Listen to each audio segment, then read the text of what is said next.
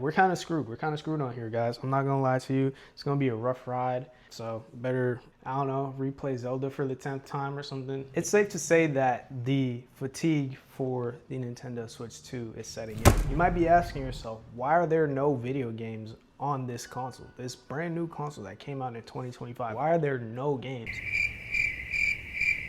It's actually Nintendo's fault. See, it was leaked recently, probably about a couple days ago, that Nintendo actively sought out to not give developers dev kits in order to prepare their titles for the launch of this console. Now we are about 2.5 maybe months in, and the fatigue of not having something fresh to play on a brand new $500 console is really starting to set in. And it did not have to be like that.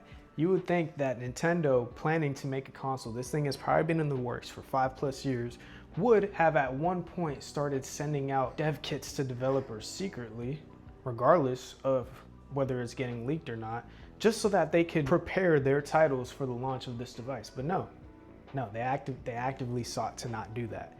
A lot of people didn't even get their dev kits till the launch of this console, and there's even some developers that still don't have access to it because Nintendo has really strict requirements on who can get their dev kits. And to make matters worse, because these dev kits were so delayed in actually reaching the real developers for third-party companies, a lot of the ports that are coming to the Switch 2 are actually not optimized to what they should be. Take Elden Ring, for example. That game ran so bad on handheld mode that I don't even think there's footage of it.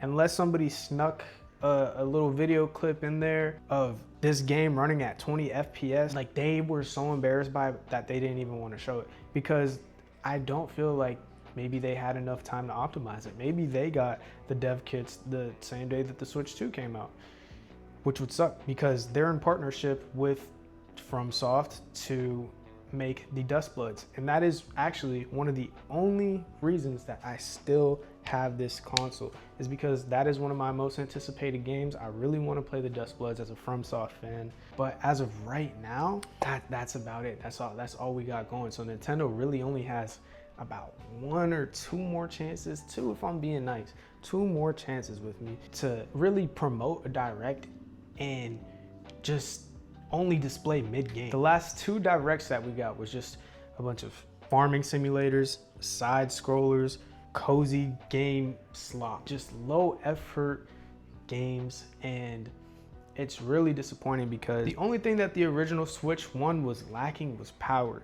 Now we got the power, but we don't got the games. That's the whole point of this thing. The whole point of this thing was to take the Switch 1 and make it more powerful so that we could get more games. Now it's more powerful, we don't have games. Like, Nintendo, what were you thinking? It doesn't even make sense. That doesn't even make sense. At this point, it's probably going to take at least 1 or 2 years before we start seeing this console pick up some momentum and really start getting some good third-party games on this platform. A lot of the stuff from the original reveal of this console, the reveal trailer where they were showing all the games that were coming, a lot of those aren't even available yet. They haven't even came out, and that reveal happened in like May or something. We're kind of screwed. We're kind of screwed on here, guys. I'm not gonna lie to you. It's gonna be a rough ride. So better, I don't know, replay Zelda for the 10th time or something if you're really about that. If you're looking to get some new games, some third-party games or something, it's going to be a really long time before that happens.